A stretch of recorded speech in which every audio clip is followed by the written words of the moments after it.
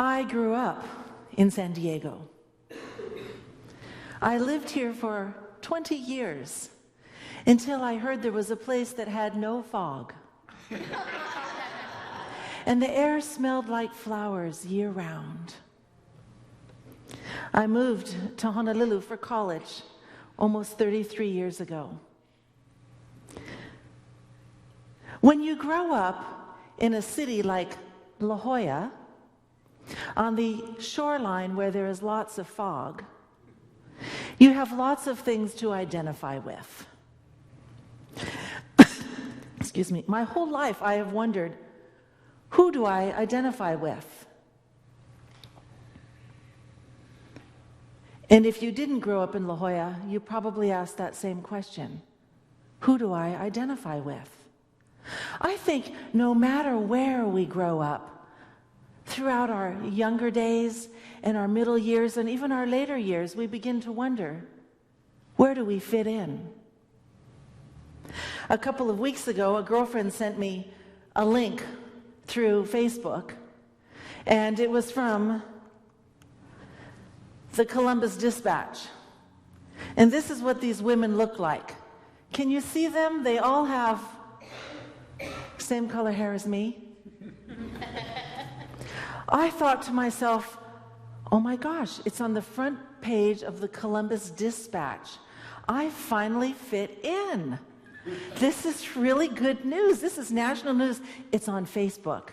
And the underline said, gray hair becoming the hallmark of coolness. Like, is that the best news ever? I had to wait 52 years to fit in. And the truth is, in the Bible, I'm going to read something from the Message version because I like reading the Message because when I read it, it makes sense to me. I read the King James version and I'm not sure about all those thys and thous. So for today, I have a message that was written a long time ago about fitting in. Well, I think I do. Here we go. So this is from 2 Corinthians chapter 4, verse 16. So we're not giving up. How could we? Even though on the outside things look like they're falling apart on us, on the inside, God is making a new life. Not a day goes by without his unfolding grace. These hard times are small potatoes compared to the good times, the lavish celebration that is prepared for us. There's far more here than meets the eye. It's not just about our gray hair. These things we see now are here today and gone tomorrow. But the things we can't see will last forever. Something I would like to share with you is something that does last forever. One of my favorite mentors, and quite possibly one of my 12 disciples, is, oops, hit the wrong button. Help! Thank you. Is my mother Margie. And the reason why I share a photograph of my mother, and I, by the way, this is a selfie. The reason why I share this photograph with you is because I was adopted at birth. And she believed in me from the day I was born. As a matter of fact, she believed in me before I was born. They had a name picked out by the name of Susan. I was going to be called Susan. But when they bought their home in La Jolla on Mount Soledad, there was a girl named Susan on the left and a girl named Susan on the right, and there were only 9 houses. So they said, let's name our baby June. And the adoption agency called, and they said, your baby's coming in June. There are no mistakes. One of the toughest things for my mother throughout my entire life was, oh no, June has another job. Will she stick to anything? What if she gets a college degree? Well, I grew up in the Methodist Church, going to church every single Sunday. And by the way, for those of you that may not know this, Myrtle Fillmore, the co-founder of Unity, was a Methodist before she became the light of the world with her husband Charles for Unity. I learned a lot in the Methodist Church, but I basically skipped through it all because I was just having fun. I was getting to know my life. My father said to me, June, it's your job to be a butterfly. Touch all the flowers, live your life to the fullest. And my mother held the torch for me, believing in everything that I did, saying, I know you can do this. If anybody can reinvent themselves, it's you. I had multiple jobs, but I also discovered integrity through them. I discovered how to speak to all kinds of people. When my father died, his two best friends said to me, June, why don't you come back to church with us? And I said, oh, I'm not going to church. I did that. Besides, I don't want to be like my mother. Well, let me tell you a little story. They said to me, June, just come to Unity with us. It's not like anything else. You'll really discover something that feels special. So I went to Unity 12 years ago on the slopes of Diamond Head.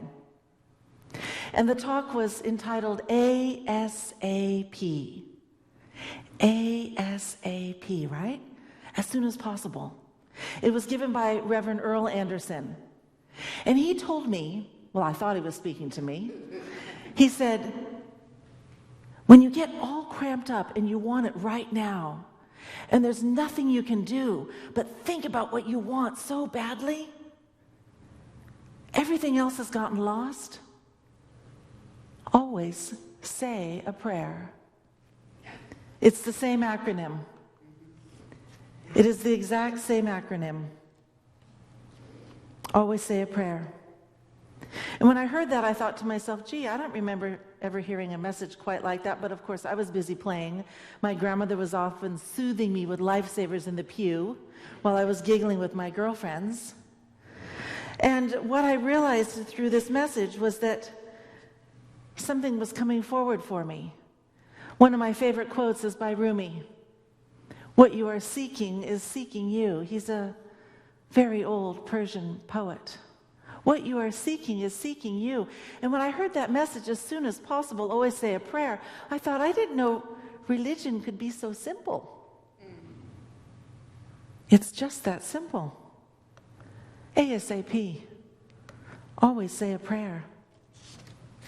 Well, similar to the church here, Unity Church of Hawaii has a slide like that, except it hangs in the center of the sanctuary. And about that time, I had started going to church a little bit more often. But I would sneak in to the 6 p.m. service because I didn't want anybody to see me. They might enroll me in something. I was afraid to be like my mother. But she was so happy all the time, and I could never figure out what was really going on with her. I continued to go. Then I snuck into the 8 o'clock service in the morning because I said, oh, there won't be any young people there. I'll fit in, and I can just kind of sneak into the back, and they won't notice me. And then I went to the 9:30, and then I went to the 11:30. And then I saw on the screen there was an opportunity to volunteer for prison ministry. And I had already been teaching Toastmasters in the women's facility, in the women's prison. So I figured, I wonder if I could be a prison minister in the men's prison. I know that I'm supposed to wear my collar buttoned up and no jewelry, and my skirt had to be below my knee and nothing fitted for the women's prison. It was the same for the men's. So I took the role in prison ministry. And about 2 years into prison ministry, I was halfway through taking licensed Unity teacher courses. And the first one that spoke to me was called Christ in the Bible. And my mentor was Sky St. John. Oh gosh, have I hit the wrong button again? There we go. My mentor was Reverend Sky St. John. The way he spoke to me, he said this, and I'll do it for you. He said to me, well, he said to us, he would come out in the center of the aisle and he would say, you are in the right place at the right time, right now. You are a perfect child of God. You were inspired to come here.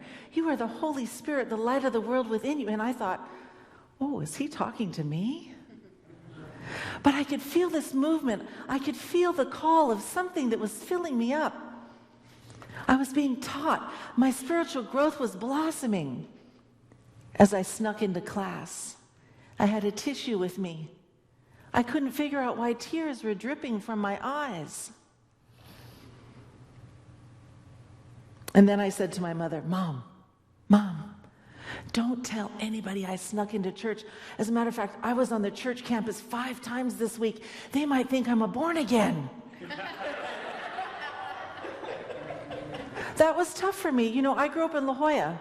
I went to the Methodist church, and I had lots of things that I made up about my life. We all do. We all make things up about our lives. We all have programs or stories we carry with us. We may even have some victim stories that we drag along with us so that we can keep telling the same story. Well, when I took Christ in the Bible with Reverend Sky St. John, I had a box of tissues. I learned that one of the most amazing prophets on the planet was Jesus. I learned about Jesus. I learned about Jesus Christ. I learned about Christ in the Bible, and I learned about Christ. Did you know there were that many?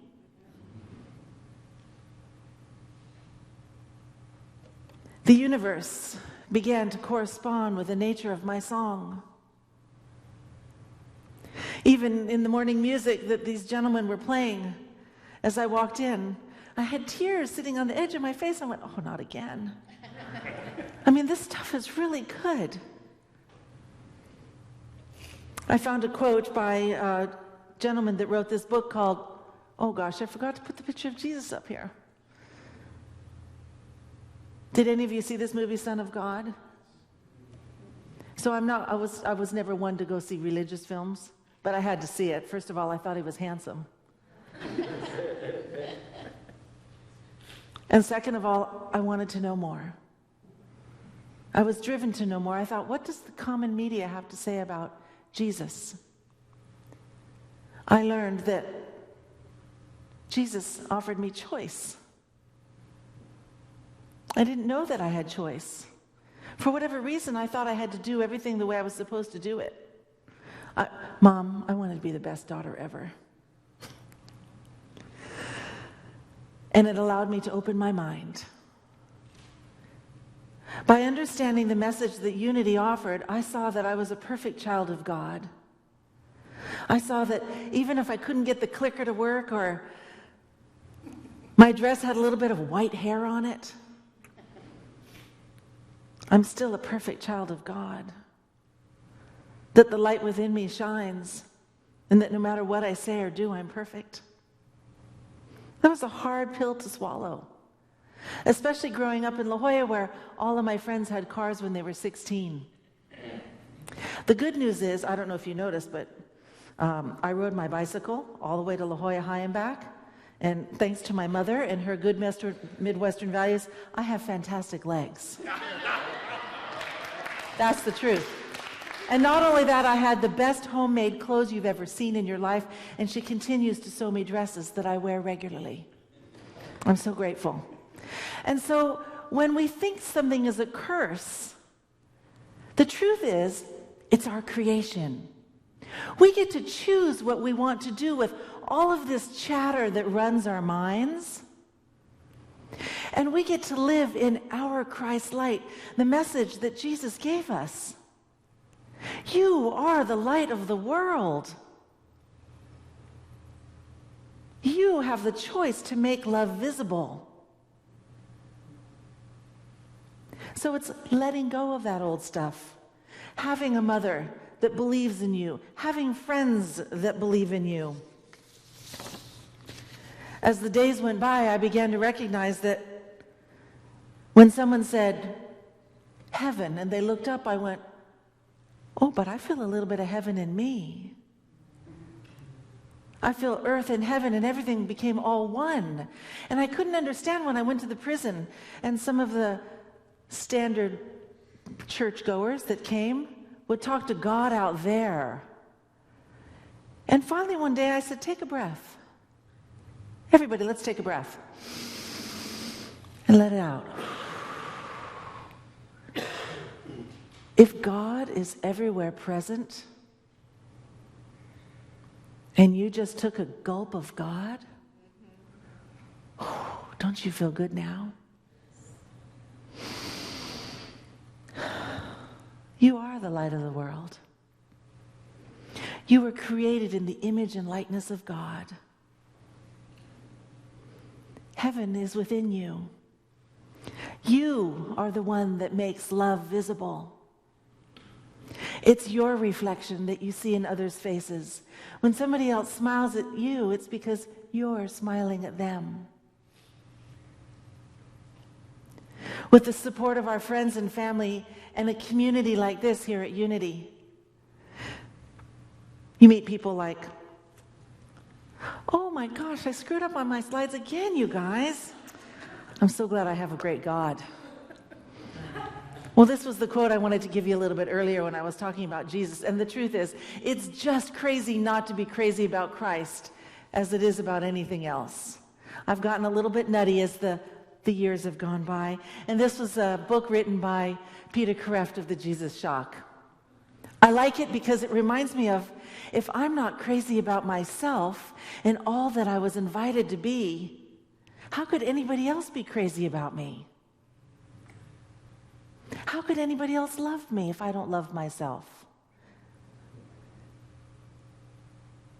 That was the message that has been taught for us for well over 2,000 years. I believe it was also in the Old Testament too. We could probably go back to Scripture there and do a metaphysical translation and find out something that allows us to walk through our lives in bliss today, based on words from thousands and thousands of years ago. The earth beneath and the heaven above, it's all within you. With friends, we get to go far. This is a photograph, if you can see it up there on the screen, of Reverend Brian Grandin and myself. We were studying, it was about 1.5 years ago in Honolulu with Reverend Sky St. John in the advanced leadership courses to become licensed Unity teachers. And he was in Honolulu being mentored during his seminary. And I was a student sitting next to him. And it's friends like Brian that said, I see your greatness. I know you can do this. It's the community that we create in unity, where we see the reflection of one another and the light that shines, that says you are beautiful, even when you don't think that you are. You can do this, even when you don't think that you can. It was Brian that continued to hold the light as he said, oh, Junie, let's build a church in Mililani, let's go. And I'm like, oh, sure, let's go, Brian. Well, Brian went back to Kansas City, Missouri. He never came back to Honolulu, and he said, it's because it was for you. I'm like, oh, Brian, I tried to enroll 2 or 3 other people to take over. And he said, it's for you. And the people in my group kept saying, we want you. Brian can go to El Cajon. We want you. And then I thought to myself, he's going to my home city. And he said, Junie, why don't you come be the associate pastor here? And I'm like, I live in Honolulu. That's my home. Don't you try to twist me. So he gives me a tour on the back roads to get to church this morning. Which was good because we arrived on time. My point is today is that a lot of us lead our lives by the outer compass. We look to the outside world for answers. They're everywhere. It's all over the media. Look, I was willing to identify with my white hair, saying, oh, now I'm in the hallmark of coolness, right? Or I could identify with people my age, or the younger people. I was the youth education director for 1.5 years at Unity Church of Hawaii. It's not the outer compass, it's the inner compass. How do you think Jesus led his life if he didn't listen to his inner compass? Think how often he left to go get quiet and find space for him to be still. I was so excited last night when at 12:38 p.m., 12:38 a.m., my phone pinged and the daily word came through, which we heard a little bit ago. And the word was inner peace. I said to myself, I'm in the right place at the right time right now. It's the inner compass that counts. Charles Fillmore said the highest form of prayer we know is quietly entering into the chamber within the soul and shutting out all the exterior.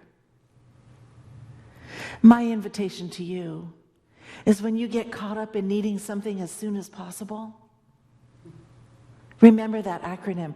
You know when you're caught up. Your voice catches up to you and say, oh, I remember when that lady June came from Honolulu and she said, always say a prayer. When that voice gets too loud, be still and remember, as soon as possible, always say a prayer. One of the greatest things about my friendship with Brian was that it created a love that I didn't know that could come from a contemporary minister that said, you can do this. His invitation to me was, Junie, let the Spirit harmonize with you. Could you possibly trust this process long enough to know that God is with you and God has never left you and God has always been you and you are the light of the world? It's friends that remind you when you forget yourself to always say a prayer.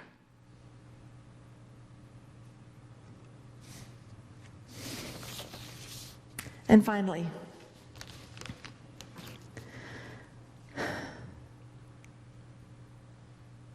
I've never said I love you to a group of people, a lot of people that I don't know. 2 weeks ago, I gave a talk at Windward Unity, and the talk was, Love, do you want some? And I introduced myself as Love. And I asked everybody else to say, when you meet someone, say, hi, my name is Love, what's yours? My name is Love. Her name is Love. Did you hear that? Her name is Love. Hi, my name is Love, what's yours? My name is Love. Her name is Love. Good morning, my name is Love, what's yours? Love. Love, it's a pleasure to meet you. Good morning, my name is Love. My name is Love. Aloha. For the rest of the day, if you can remember at least once or twice when you greet a stranger, say, hi, my name is Love. What's yours? God bless you all. I love you.